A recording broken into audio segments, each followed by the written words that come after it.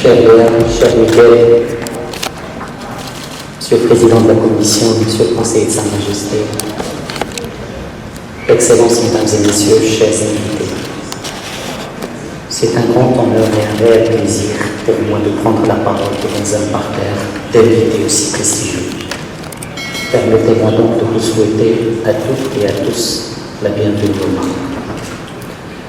L'on ne pouvait espérer meilleur cadre pour accueillir un dialogue d'une telle envergure. Qui mieux que le pays qui se situe à la croisée des cultures, des continents et des civilisations, pour accueillir un débat ancré dans l'histoire, résolument tourné vers l'avenir et authentiquement axé sur le partage. Si le Maroc est le lieu idéal pour cela, c'est d'abord pour le leadership et par la vision de Sa Majesté le roi Mohammed VI. Les principes d'ouverture et de tolérance, les valeurs de paix et de vivre ensemble font pour ainsi dire partie de l'ADN du royaume. Et qui mieux pour incarner cet esprit d'ouverture et de brassage que Tanger. Tanger, qui sous l'impulsion du souverain s'est agrandi, s'est modernisé et s'est ouverte encore plus sur le monde sans jamais perdre son âme. Il n'est pas anodin donc que ce soit Tanger qui nous accueille. Entre deux continents, entre deux rives, entre deux mers, Tanger a toujours été le carrefour, le trait d'union. Il a toujours gardé les yeux rivés sur l'horizon et l'âme ouverte à l'autre. C'est d'ici qu'Ibn Battuta est parti à la découverte du monde.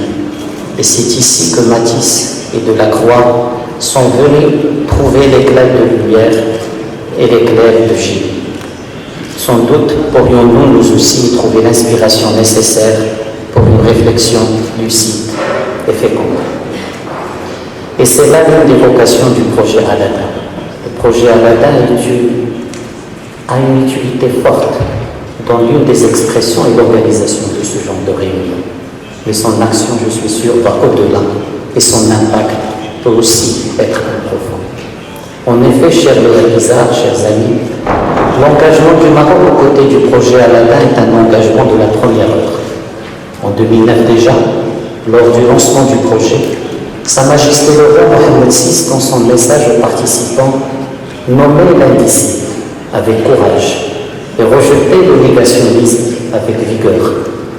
Depuis, le Maroc n'a cessé de soutenir le projet Al-Adha, y compris en restant fidèle à son esprit et actif au sein de son conseil d'administration. Et je salue à cet égard l'engagement discret mais efficace de M. André Azoulay, le conseiller de Sa Majesté le roi, qui incarne cet esprit d'Al-Adha.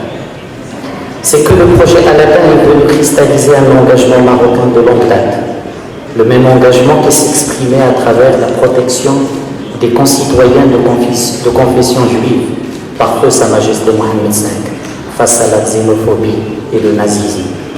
Le même engagement qui s'exprimait à travers l'esprit de fraternité et d'ouverture cultivé par feu Sa Majesté Mohammed Hassan II et entre juifs et musulmans partout dans le monde. Et le même engagement qui s'exprime aujourd'hui et depuis plus de 2 décennies à travers l'engagement de Sa Majesté le roi Mohammed VI pour intégrer l'affluent hébraïque dans la constitution marocaine, valoriser et sauvegarder le patrimoine juif national. Quand votre père, regretté père, cher Léa, nous pensons au Maroc qu'il n'y a pas d'ennemi héréditaire. Comme vous, nous savons au Maroc que l'éducation ouvre à la tolérance. Et comme vous, nous défendons au Maroc l'histoire commune, pas dans ses déclinaisons partielles et parcellaires, mais dans sa mémoire élevée, qui appartient à nous tous. Et Sa Majesté le roi l'a dit en 2009, et je cite, « Nous devons partir ensemble à la reconquête de la raison et des valeurs qui fondent la légitimité d'un espace de convivialité où les mots dignité, justice et liberté auront à s'exprimer de la même façon et à se conjuguer avec les mêmes exigences, quelles que soient nos origines, nos cultures et nos spiritualités. » Fin de citation. Et c'est cet espace de convivialité que défend Sa Majesté le roi, qui est l'essence même de l'alliance de civilisation, cher Miguel, dont je salue tout particulièrement le leadership engagé, inlassable, en la personne du haut représentant mon ami Miguel Ángel Moratinos. Oui, l'alliance est nécessaire, aujourd'hui plus que jamais, à un moment si particulier de l'histoire où les certitudes bougent, où la géopolitique se réécrit et où les causes à l'origine même de la création de l'Alliance des civilisations connaissent une résurgence sans précédent. C'est pour cette raison d'ailleurs que le Maroc compte abriter cette année le 9e forum de l'Alliance pour la première fois en Afrique. Chers amis, les échanges comme ceux qu'abritera le dialogue de Tanger sont essentiels, car le monde a toujours besoin de réflexion libre, dépassionnée, out of the box comme on dit, et out of the blocks. On a besoin d'une approche décomplexée des sujets complexes. Le monde a besoin de tolérance intellectuelle, de diversité et de perspective.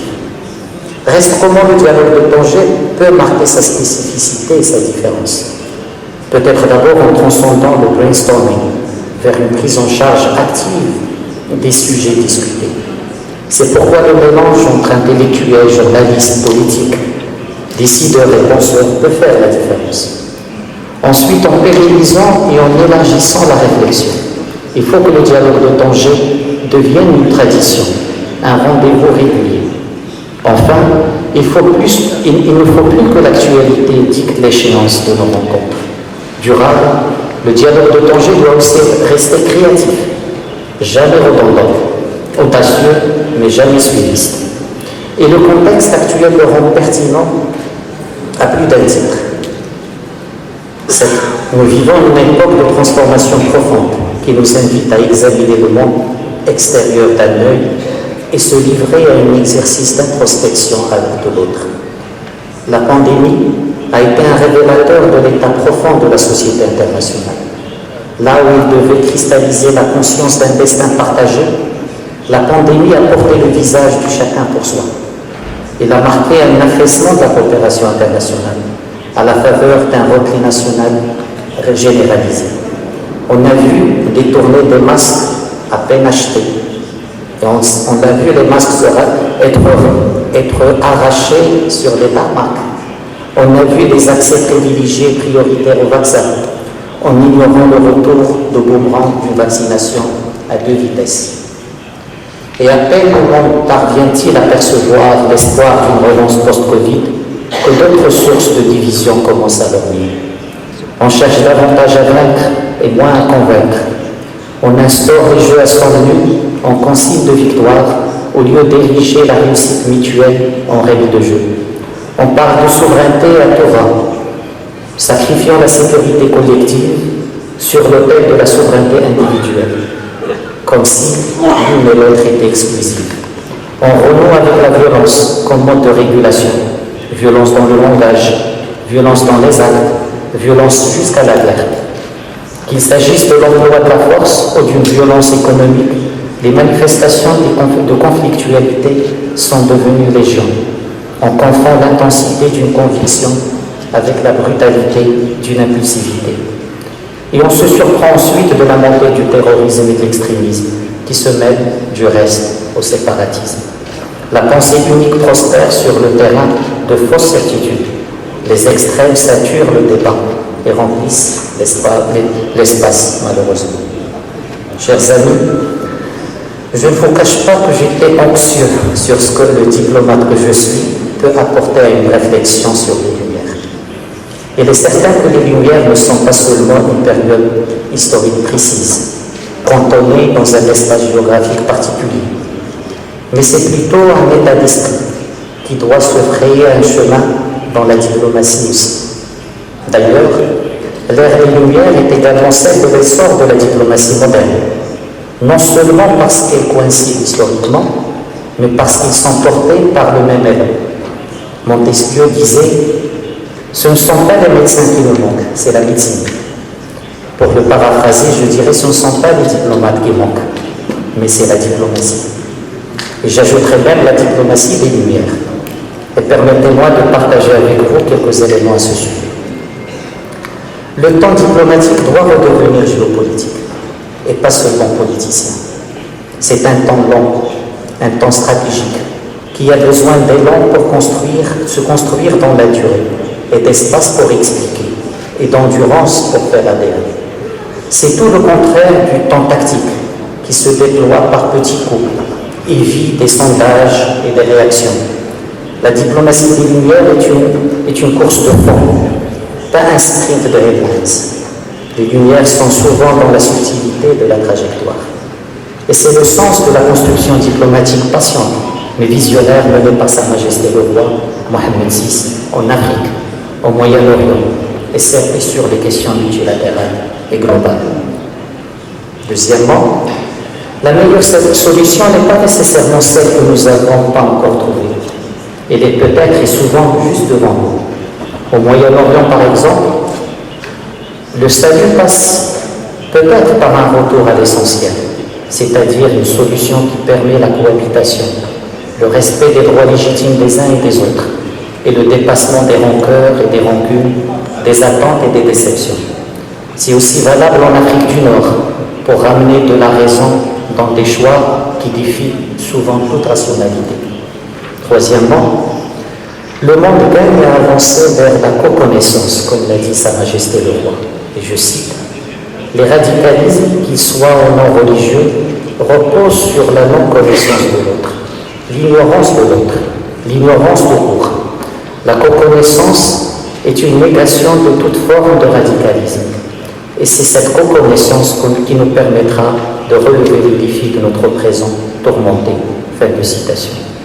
Mais pour aller vers cette reconnaissance, encore faut-il d'essentialiser les religions, et en particulier la religion musulmane et ses croyants.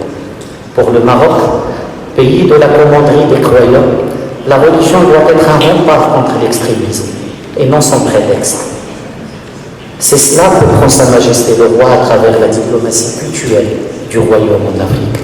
La Fondation Mohammed VI des Ulama et l'Institut Mohammed VI pour la formation musulmane sont là précisément pour contrer le radicalisme qui sévit aux portes de l'Afrique et promouvoir l'islam de la modération, du juste milieu. Sa Majesté l'a dit, la religion est lumière, savoir, sagesse. Elle trouve son expression la plus éloquente dans l'appel d'Al-Quds, dans lequel Sa Majesté le Roi et le Pape François ont appelé à préserver la ville sainte, Jérusalem, Al-Quds Sharif, comme patrimoine commun de l'humanité, et par-dessus tout, ouverte par-dessus tout aux fidèles des trois religions monothéistes, comme lieu de rencontre et symbole de coexistence pacifique, où se cultive le respect réciproque et le dialogue. Excellences, mesdames et messieurs, à quelques exceptions près, la relation entre l'Occident et le monde musulman n'a pas toujours été harmonieuse. C'est là peut-être une évidence historique, mais pas une fatalité.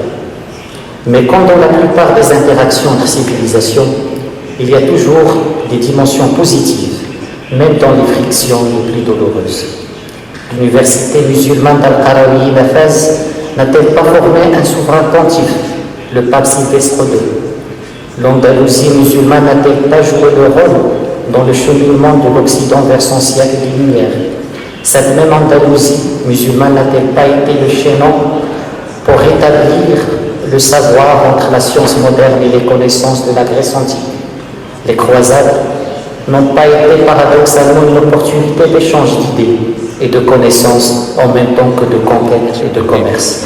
De même pour la médecine, la musique, la philosophie.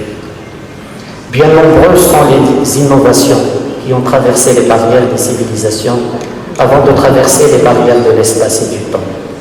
Alors, pour reprendre le titre d'une du Jalsat du dialogue de Tanger, nous devons réinitialiser les relations entre l'Occident et les pays musulmans. Sous le leadership de Sa Majesté le Roi Mohammed VI, le Maroc apporte la démonstration que le monde musulman n'est pas un fardeau pour l'Ouest. Bien au contraire, un pays qui apporte des réponses nationales à des problématiques globales pressantes. Un pays qui contribue de manière active au débat et aux actions autour de ces problématiques. Il est d'ailleurs un allié central dans la lutte contre le terrorisme, un partenaire crédible contre les changements climatiques, un acteur responsable de la gestion de la migration. Ce sont précisément nos complémentarités qui nous permettent d'appréhender une diplomatie des Lumières en action. Le siècle des Lumières a ceci de particulier, c'est qu'il n'a jamais cessé d'inspirer l'humanité. Et si parfois l'on n'arrivait pas à l'égaler, l'on pourrait peut-être se contenter d'emprunter sa grammaire. L'enjeu du dialogue de Tanger est de remettre les lumières à l'ordre contemporain. Puisse Tanger porter haute cette ambition, celle d'un monde meilleur, où les lumières, d'où qu'ils viennent, ne laissent personne ni dans l'obscurité, ni dans l'ombre. قبل المغادرة لا تنسوا الاشتراك في قناة العمق المغربي وتفعيل الجرس ليصلكم كل جديد، ولا تنسوا مشاركة الفيديو والضغط على زر الإعجاب.